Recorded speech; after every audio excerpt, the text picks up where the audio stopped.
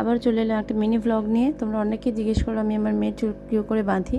তো দেখো, ওকে back portion করে বসে প্রথমে পুরো চুলের জটটাকে ছাড়িয়ে নিতে হয়। অনেক বেবিদের কোয়ারিজ থাকে, তো যেসব মায়েরা বাচ্চার চুল বড় করার জন্য ভীষণ টেনশানে আছো বা চুল কী করে মেনটেন করবে, কারণ বেবিদেরও কিন্তু হেয়ার ফল হয়। তো অবশ্যই কিন্তু আমাকে কমেন্ট করো।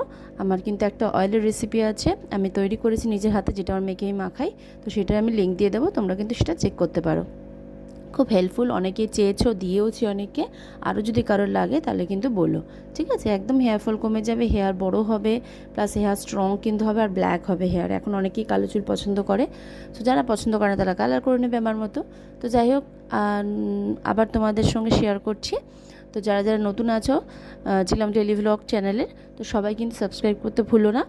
আর অবশ্যই নতুন নতুন ভিডিও দেখার জন্য কমেন্ট বক্সে কমেন্ট করো, ঠিক আছে? এইভাবে পুরো চুলটাকে বেঁধে নিই, বিভিন্ন রকমভাবে বাঁধি, যখন যেরকম ইচ্ছা হয়, মানে আমার নিজের ইচ্ছা মতো।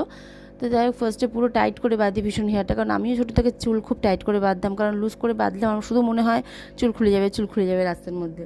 আর সেটা ভীষণ ইরিটেটিং, মুখে চুল পড়া তো আমার কাছে একটা ভীষণ বিরক্তকর ব্যাপার স্যাপার, বিশেষ করে গরমকালে।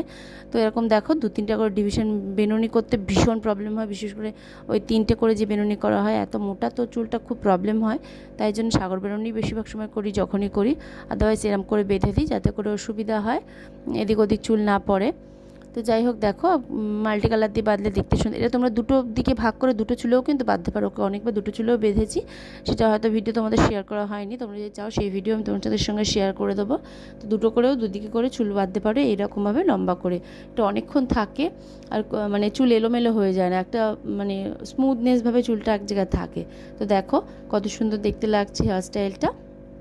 এবারে সামনে দুটো ক্লিপ লাগিয়ে দিতে পারো, কেউ সামনে ছোটো পনিটেল করলে গাডারও লাগিয়ে দিতে পারো, সেটা তোমাদের চয়েস অনুযায়ী, যাতে করে বাচ্চা চুল নিয়ে যাতে কমফোর্টেবল থাকে, যাতে করে কোনো রকম হ্যারাসমেন্ট না হয়।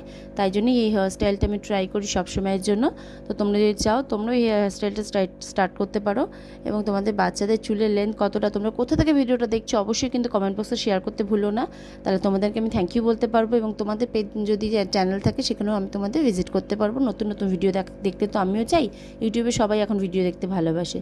তো সেই জন্য তোমাদের যদি কোনো চ্যানেলের সাপোর্ট চাই, তো আমায় কিন্তু কমেন্ট বক্সে কমেন্ট করতে পারো, আমি কিন্তু তোমাদের চ্যানেলে গিয়ে তোমাদের ভিডিও দেখবো অবশ্যই। তো যাই হোক, আজকে ও সকালবেলা আজকে স্কুলে যাওয়ার জন্য রেডি হচ্ছিলো, তো তখন ওকে রেডি করছিলাম, তাই জন্য এই ভিডিওটা ছোট্ট করে তোমাদের সঙ্গে শেয়ার করলাম আমার নতুন একটা হেয়ার স্টাইলে।